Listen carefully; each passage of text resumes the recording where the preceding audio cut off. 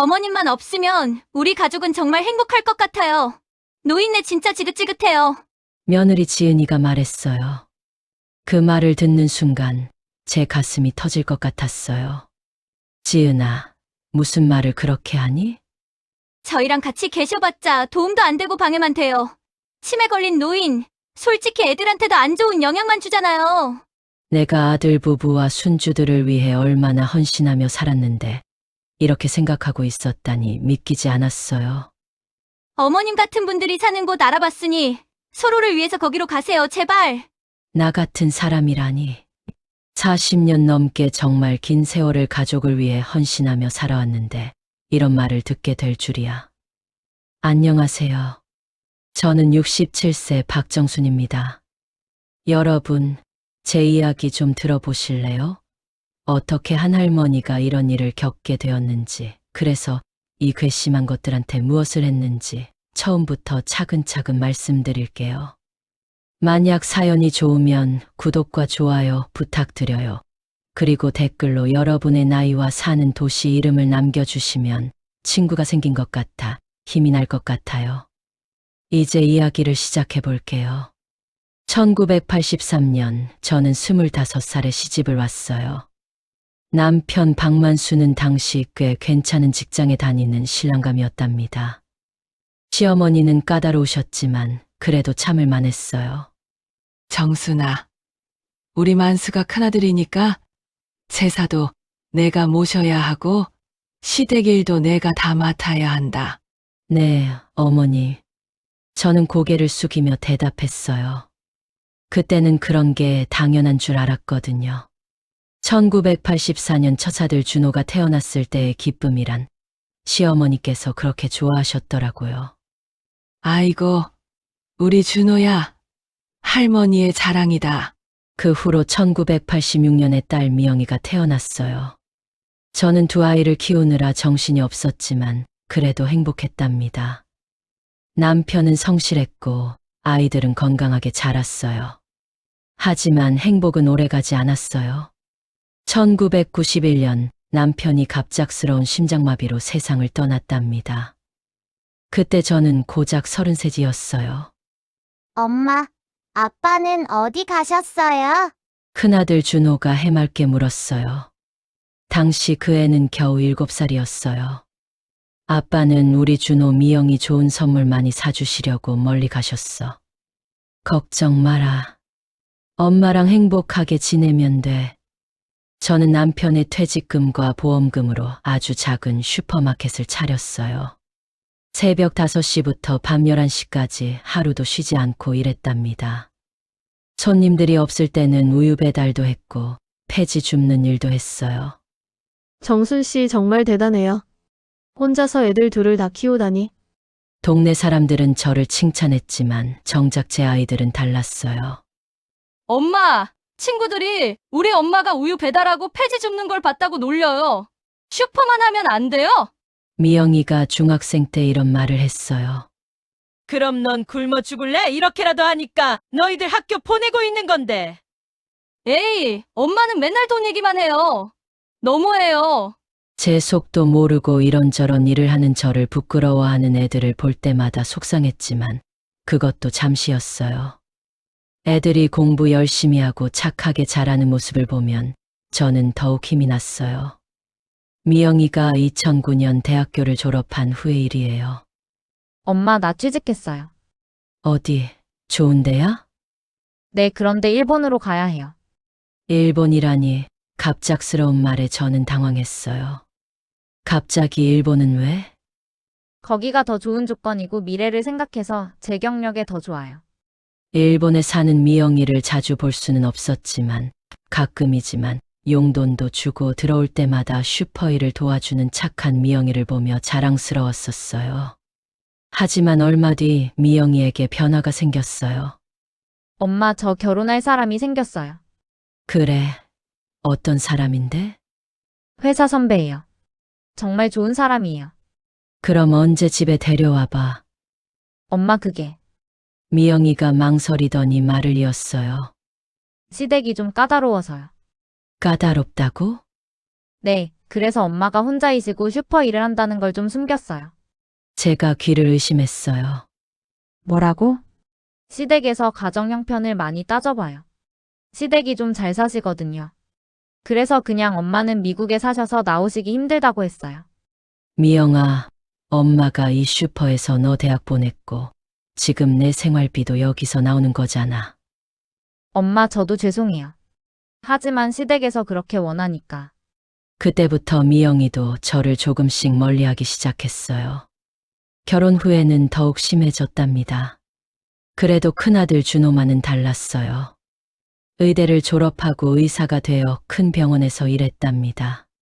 저는 준호를 누구보다 자랑스러워했어요. 우리 준호는 정말 대단해요. 의사예요, 의사. 동네 사람들 앞에서 저는 항상 준호 자랑을 했어요. 정순 씨, 아들이 의사라니 부럽네요. 그럼요. 고생한 보람이 있어요. 준호는 미영이와는 달랐어요. 매달 용돈도 보내주고 명절 때마다 꼬박꼬박 집에 왔답니다. 어머니, 별일 없으시죠? 그럼 준호야, 너 덕분에 살맛나. 그런 준호가 34살이 되었을 때 결혼을 한다고 했어요. 어머니, 소개해드릴 사람이 있어요. 그래, 어떤 분인데? 간호사예요. 정말 좋은 분이에요. 김지은이라는 예쁘고 똑부러지는 참한 여자를 데리고 왔어요. 어머님, 안녕하세요. 김지은이라고 합니다. 그래, 반갑다. 우리 준호가 이쁜 사람 만났네. 어머님, 제가 많이 부족하지만 잘 가르쳐 주세요. 지은이는 예의 바르고 똑부러졌어요. 저는 그 애가 마음에 들었답니다. 결혼 후 첫 해는 괜찮았어요. 지은이는 나름 저를 잘 모셨거든요. 하지만 2019년 처사이 지훈이가 태어나면서부터 분위기가 바뀌기 시작했어요. 어머님, 저희 지훈이도 태어났는데 어머님 집에서 어머님 모시면서 살고 싶어요. 정말 그렇게 말해주니 고맙다. 저는 기뻤어요. 그래서 평생을 열심히 일해서 산 유일한 제 자산인 집도 싹 리모델링해서 들어와 살라고 했어요. 마침 결혼할 때 많이 못해준 게 마음에 걸리기도 했고요. 하지만 들어오자마자 지은이의 태도가 달라졌어요. 어머님, 아기 돌봐주세요. 저 좀 나갔다 올게요. 그래, 가거라. 할머니가 지훈이 봐줄게. 처음에는 기뻤어요. 손자를 돌볼 수 있다는 게. 하지만 점점 지은이의 요구가 늘어났답니다. 어머님, 지훈이 이유식 좀 만들어주세요. 어머님, 지훈이 기저귀 갈아주세요. 어머님, 지훈이 목욕시켜주세요. 저는 가정부가 되어가고 있는 것 같았어요. 그래도 손자를 위해서라면 기꺼이 할 수 있었답니다. 문제는 지은이의 태도였어요. 어머님, 기저귀 제대로 안 채우셨어요. 어머님, 아기를 너무 세게 안으세요. 요즘은 그렇게 안 해요. 처음에는 참았어요. 며느리가 젊으니까 육아법이 달라질 수도 있다고 생각했거든요. 하지만 점점 심해졌어요. 어머님, 집에 와서 신발 제대로 정리하세요. 어머님, 손 제대로 씻고 지훈이 만지세요. 어머님, TV 소리 줄여주세요. 저는 점점 제 집에서 눈치를 보게 됐어요. 더 큰 문제는 준호였어요. 결혼 전에는 그렇게 저를 잘 모셨던 준호가 지은이의 말만 들었답니다. 준호야, 엄마가 요즘 너네 집에서 좀 불편해. 어머니, 뭔 말씀이세요? 지은이가 엄마한테 잔소리가 너무 심해. 어머니, 지은이도 아이를 잘 키우려고 그러는 거예요. 이해해 주세요. 그래도 며느리가 시어머니한테 하는 말이 아니야. 어머니, 요즘은 시대가 바뀌었어요. 너무 옛날 생각만 하지 마세요. 준호의 말을 듣는 순간 저는 가슴이 무너지는 것 같았어요. 제가 평생을 헌신해서 키운 아들이 저보다 아내 편을 드는 게 아니겠어요. 그 후로 준호는 점점 저에게 차가워졌어요. 어머니, 요즘 병원 일이 바빠서요. 그래도 가끔은 대화라도 해야지. 아이도 어리고 지은이 혼자 키우기 힘들어해요. 저는 점점 소외되어 갔답니다. 지은이가 2020년 둘째 아들 지민이를 낳았을 때예요. 어머님, 산후조리 도와주실 수 있어요? 늘 잡안일을 시키는 거 말고는 저를 안 찾던 지은이가 오랜만에 저에게 도움을 요청했어요. 그럼 당연하지. 할머니가 도와줄게. 저는 기뻤어요. 다시 필요한 사람이 된 것 같아서요. 하지만 그때의 지은이는 더욱 심했어요. 어머님, 미역국 너무 싱겁게 끓이셨네요. 어머님, 애기 트림 제대로 안 시키셨어요. 어머님, 제가 쉬는 동안 설거지랑 청소 좀 해주세요. 저는 산후조리원 직원보다 못한 대우를 받고 있었어요. 더욱 충격적인 것은 지은이가 친정어머니를 부른 일이었어요. 어머님, 친정엄마가 오셔서 도와주실 거예요. 그래? 그럼 나는 어디 가 있을까? 어머님도 힘드셨을 텐데, 이제 좀 쉬세요. 지은이의 친정어머니가 오자 저는 완전히 밀려났어요. 지은아, 이 미역국 누가 끓였어? 맛이 왜 이래? 엄마, 시어머니가 해주셨어요. 아이고, 애 둘을 키우신 분이 미역국도 제대로 못 끓이신다니. 제대로 하는 게 없네. 내가 다시 해줄게. 둘은 저를 앞에 두고 깔깔 웃었어요. 그 자리에 있기가 너무 민망하고 비참해졌어요. 그 후로 저는 점점 그 집에서 배제되었어요. 명절에는 저랑 짧게 시간 보내고 친정에 내내 가 있거나 저만 빼고 해외여행을 다녀오곤 했어요. 더욱 가슴 아픈 것은 손자들마저 저를 멀리한다는 것이었어요. 할머니, 엄마가 친할머니는 옛날 사람이니까 외할머니 말만 들어라고 했어요. 지은이가 아이들에게 저에 대한 안 좋은 말을 하고 있었던 거예요. 더욱 상처였던 것은 손주 둘이 조금 컸다고 이제 저더러 나가서 살아달라는 거예요. 어머님, 이제 애들이 좀 크니 집에 방이 부족해서 안 되겠어요. 어머니, 죄송해요. 어머니 혼자 사실 만한 곳 마련해 드릴게요. 그래도 애들이랑 자주 찾아뵐게요. 서글펐지만 할 수 있는 게 없었어요. 결국 저는 제 명의의 32평 집을 애들이 살게 해주고 준호 명의의 작은 원룸으로 들어가 혼자 살게 되었어요. 원룸에서의 생활은 참담했어요. 제가 평생 일에 살던 집을 떠나 이런 곳에서 혼자 사니 세상이 다 무너지는 것 같았거든요. 준호는 용돈으로 매달 30만 원을 저에게 줬어요. 원룸 관리비와 각종 약값을 빼면 15만 원으로 한 달을 살아야 했답니다. 할머니, 무슨 반찬 드릴까요? 동네 반찬 가게 사장님이 물어봤어요. 오늘은 김치만 주세요. 또 김치만요? 다른 것도 드셔야죠. 괜찮아요. 김치가 몸에 좋대요. 사실은 돈이 없어서였어요. 김치 한 포기에 4,000원이면 일주일은 먹을 수 있었거든요. 그렇게 1년을 살았어요. 아이들은 가끔 안부 전화만 했을 뿐 집에 오지는 않았답니다. 엄마 건강하지? 그럼 걱정 마라. 좋은 분 만나서 재혼하세요. 미영이가 그런 말을 했을 때 저는 말문이 막혔어요. 뭐라고? 엄마도 외로우실 텐데 좋은 할아버지 만나서 같이 사세요. 내가 그런 소리를 하다니. 현실적으로 생각해 보세요. 저희도 각자 생활이 있고. 아이들은 저를 완전히 포기한 것 같았어요. 2023년 저는 충격적인 진단을 받았어요. 할머니, 경미한 치매 초기 증상이 보입니다. 치매요? 아직 초기 단계니까 약물 치료와 꾸준한 관리를 하시면 일상생활에 큰 문제 없이 지낼 수 있어요. 의사 선생님이 희망적인 말씀을 해주셨어요. 치매는 조기 발견이 정말 중요해요. 할머니처럼 초기에 발견되신 분들은 약물 치료와 인지훈련을 병행하시면 진행을 상당히 늦출 수 있답니다. 정말요? 네. 많은 분들이 이전과 크게 다르지 않은 생활을 유지하고 계세요. 물론 꾸준한 관리가 필요하지만요. 치매, 제가 가장 두려워했던 병이었지만 희망이 있다는 말에 조금 안심이 되었어요. 선생님, 치료비는 얼마나 들어요? 보험이 되니까 한 달에 15만 원 정도요. 15만 원, 저에게는 큰 돈이었어요. 집에 와서 아이들에게 전화했어요. 준호야, 엄마가 치매 초기 진단을 받았어. 네, 정말요? 약물 치료를 시작해야 한대. 초기에 잘 치료하면 괜찮아진다고 해. 어머니, 치매는 정말 심각한 병이에요. 그러니까 치료를 받아야지. 어머니, 잠깐만요. 지은이하고 상의해 볼게요. 준호는 아내와 상의를 해야 한다고 했어요. 제 치료비를 위해서요. 며칠 후 준호가 지은이와 함께 저를 찾아왔어요. 어머니, 좋은 곳을 알아봤어요. 좋은 곳? 요양원이요. 치매 환자들을 전문적으로 돌보는 곳이에요. 저는 귀를 의심했어요. 요양원. 그게 무슨 소리야? 어머니, 치매는 전문적인 관리가 필요해요. 혼자 사시면 위험해요. 지은이가 끼어들었어요.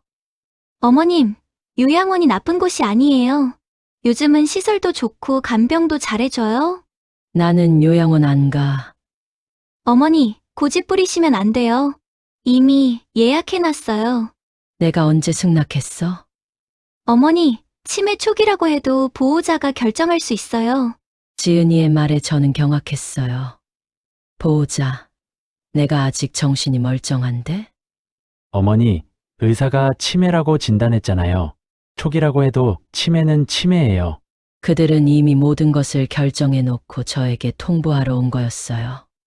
저는 치매 진단을 받았다고 하면 같이 살자고 할 줄 알았어요.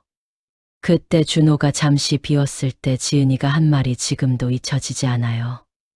어머님, 솔직히 말하면 어머님이 없어야 저희가 행복해질 것 같아요.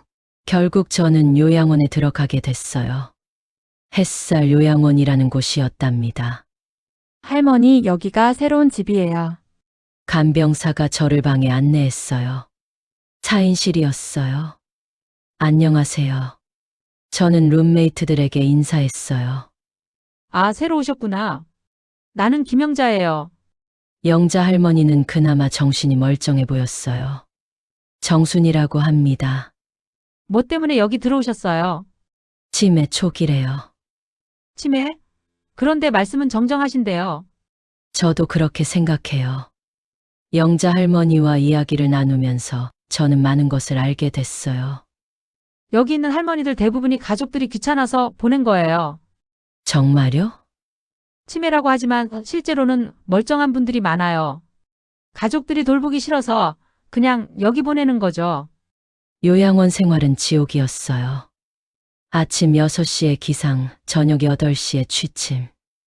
모든 것이 정해진 시간표대로 움직였어요. 할머니들 약 드실 시간이에요. 간병사들은 저희를 어린아이 취급했어요. 밥 다 드셨어요? 남기면 안 돼요. 화장실 가실 분 손 들어보세요. 저는 마치 유치원생이 된 기분이었어요.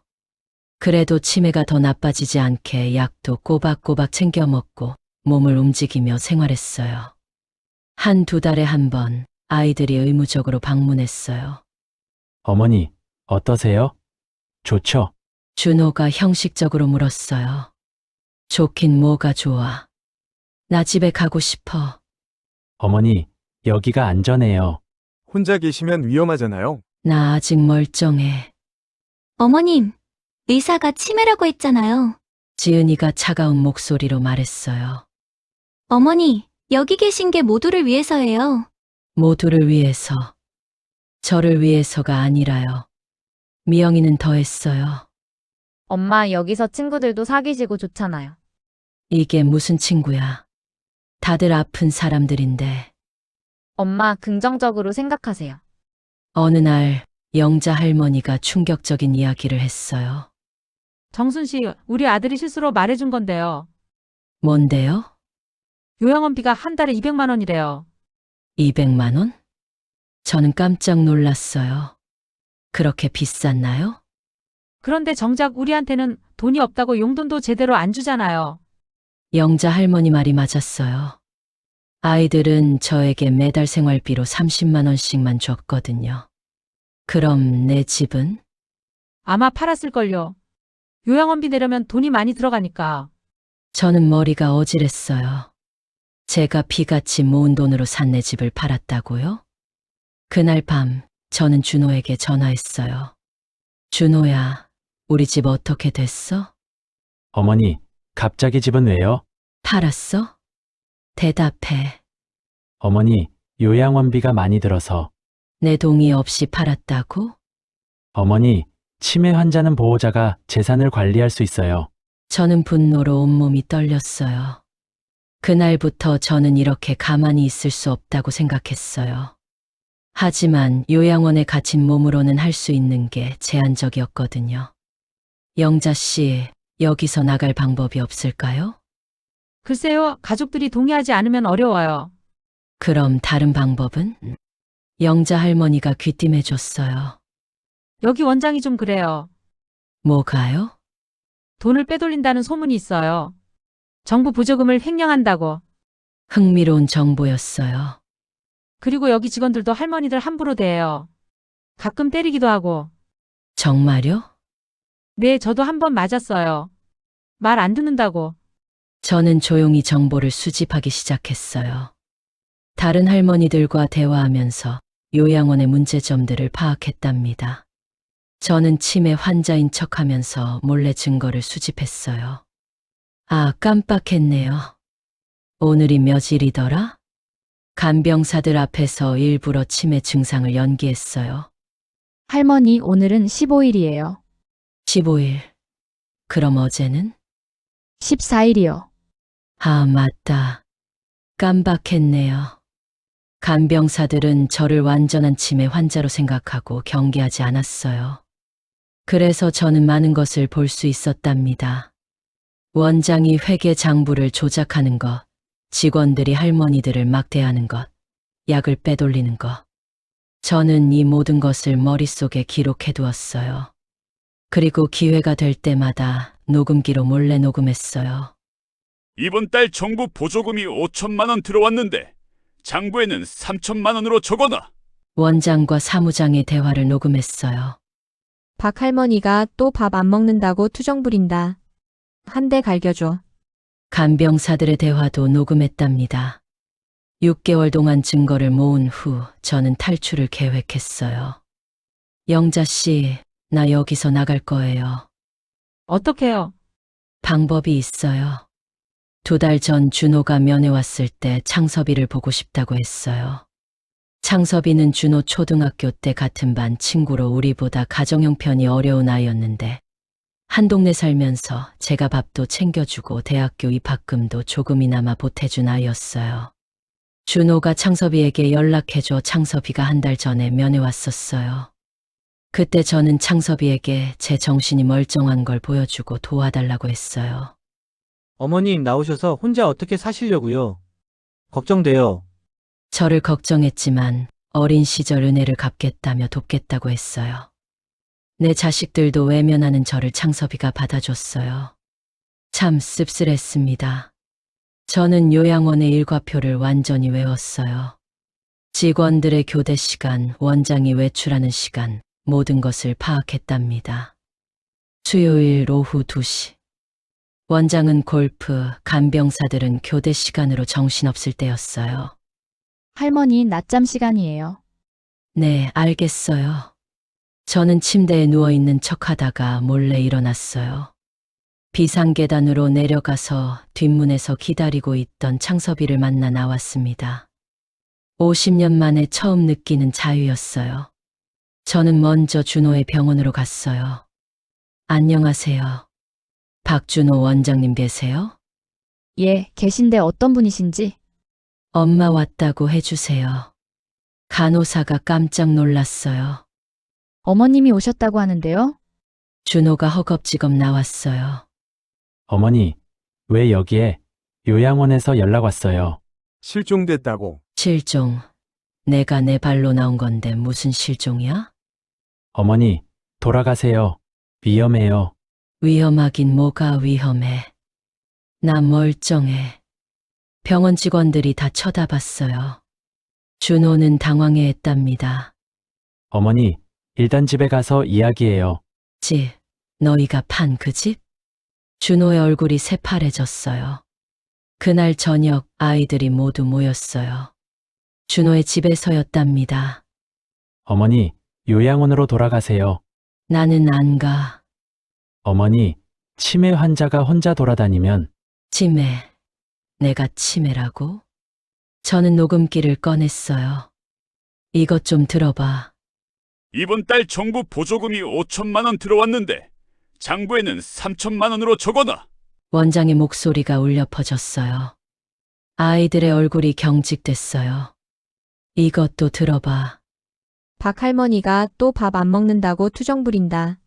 한 대 갈겨줘. 어머니, 이건 뭐예요? 내가 그동안 모은 증거야. 너희가 나를 보낸 그 요양원이 얼마나 엉망인지. 어머니, 우리는 몰랐어요.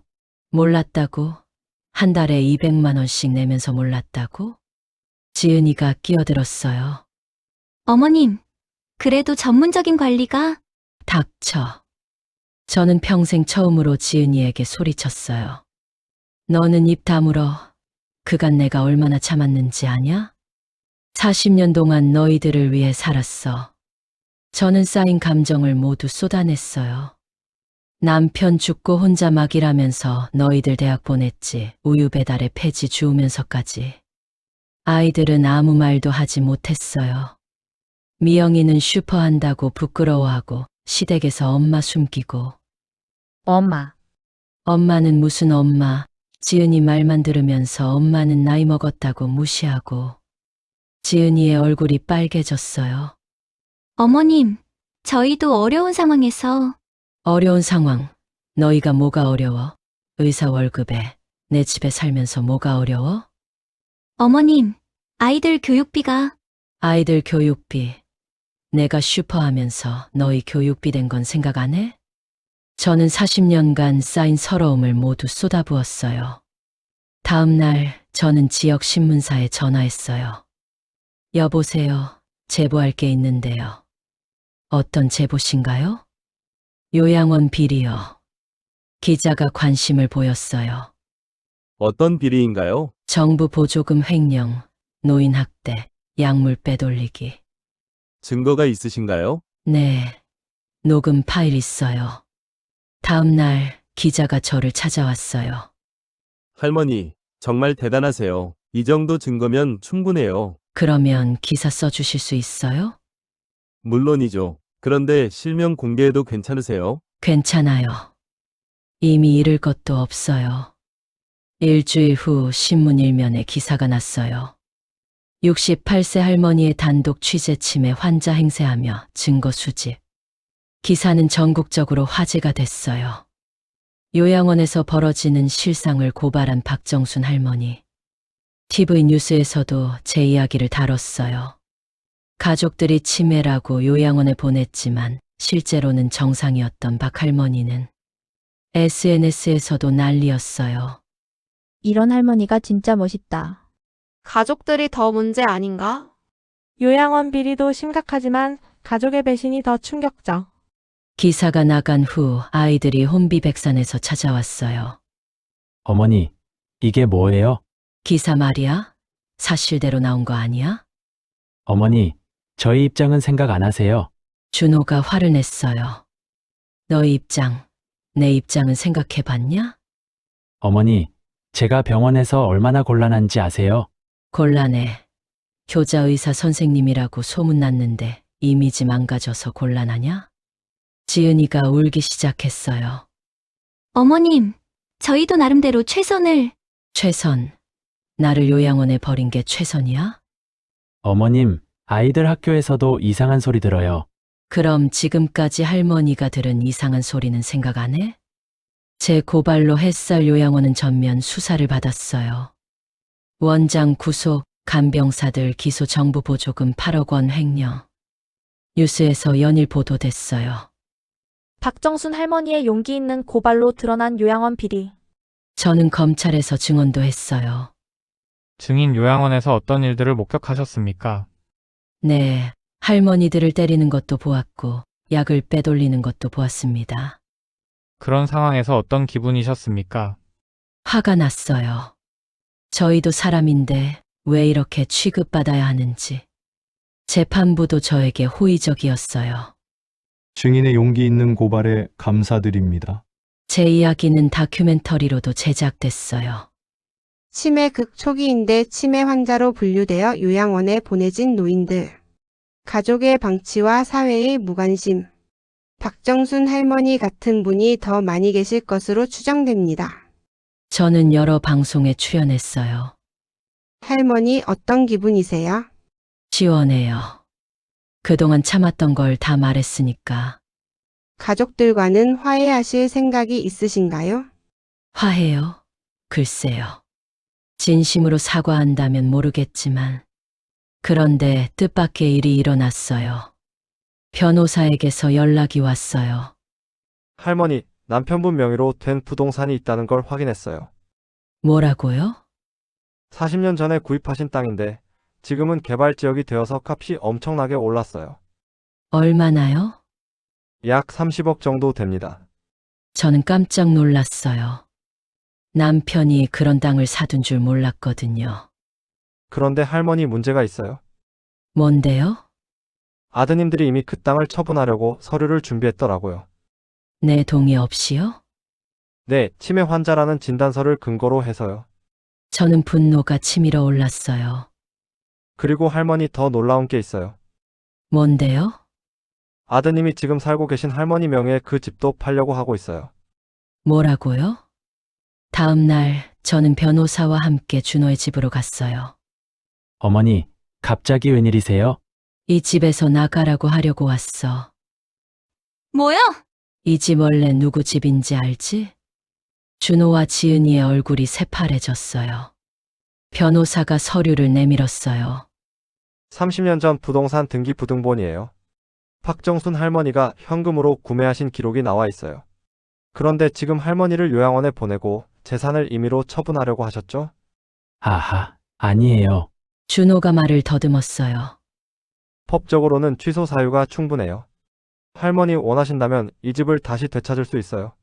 저는 즉시 변호사와 함께 부동산 거래를 중단시켰어요. 아직 계약서에 서명하지 않았으니까 중단 가능해요. 다행이에요. 그리고 할머니가 치매 진단을 받으셨어도 일상생활이 충분히 가능한 게 이미 언론에 공개되었으니 더 이상 보호자 권한도 무효예요. 그날 저녁 아이들에게 최후 통첩을 했어요. 너희들한테 48시간을 줄게. 어머니, 뭐려? 이 집에서 나가든지 아니면 내가 법적 절차를 밟든지. 어머니, 그럼 저희는 어디서 살아요? 그건 너희가 알아서 해. 나는 상관없어. 지은이가 무릎을 꿇었어요. 어머님, 정말 죄송해요. 다시는 그런 일 없을게요. 이제 와서 무릎 꿇기야? 다음 날 저는 변호사 사무실에서 유언장을 작성했어요. 할머니 정말 이렇게 하실 건가요? 네, 마음 바뀔 일 없어요. 그럼 30억은 일부는 한부모 가정에 기부하고 나머지는 다른 사회복지단체에 기부하시고. 네, 그리고 아이들에게는 한 푼도 상속하지 않겠어요. 유언장에는 명확하게 적었어요. 나 박정수는 정신이 온전한 상태에서 다음과 같이 유언한다. 모든 재산은 노인복지단체와 요양원 개선 운동단체에 기부한다. 자식들에게는 어떠한 재산도 상속하지 않는다. 이는 그들이 나를 치매 환자로 몰아 요양원에 보내고 내 재산을 빼돌리려 했기 때문이다. 유언장을 작성한 후 아이들에게 마지막 통보를 했어요. 너희들에게 할 말이 있어. 어머니, 저희가 잘못했어요. 용서해 주세요. 용서. 이제 와서. 저는 유언장 사본을 내밀었어요. 이거 읽어봐. 아이들이 유언장을 읽더니 얼굴이 하얘졌어요. 어머니, 이게 뭐예요? 내 유언장이야. 어머니, 농담이죠? 농담으로 보여? 변호사 사무실에서 정식으로 작성한 거야. 지은이가 벌떡 일어났어요. 어머님, 미쳤어요? 그게 다 어머니 거라고 생각하세요? 저희 남편 아버지 재산이라고요.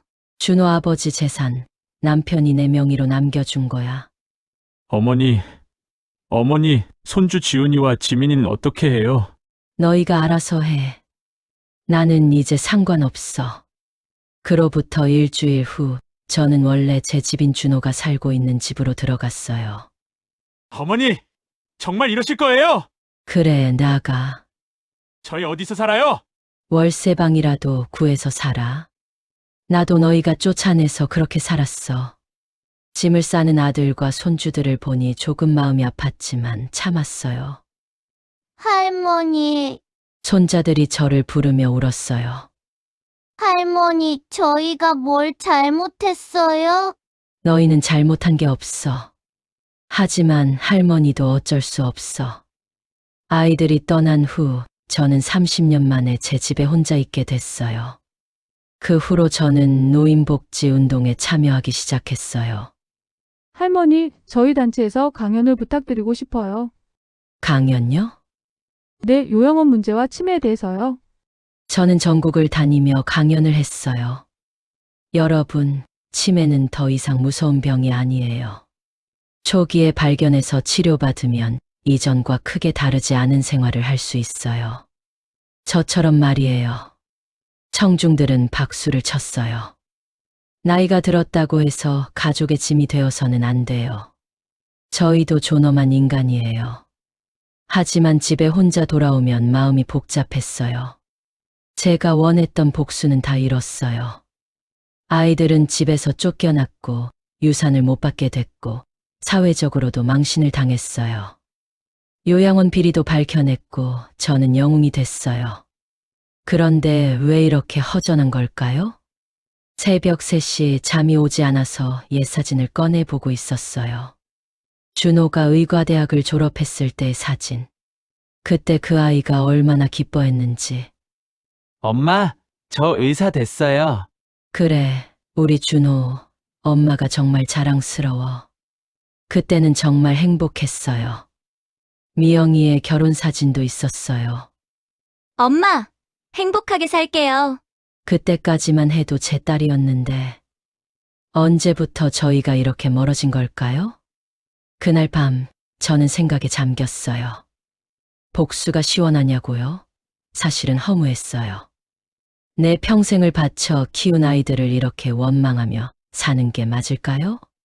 준호도 나름대로 어려웠을 거예요.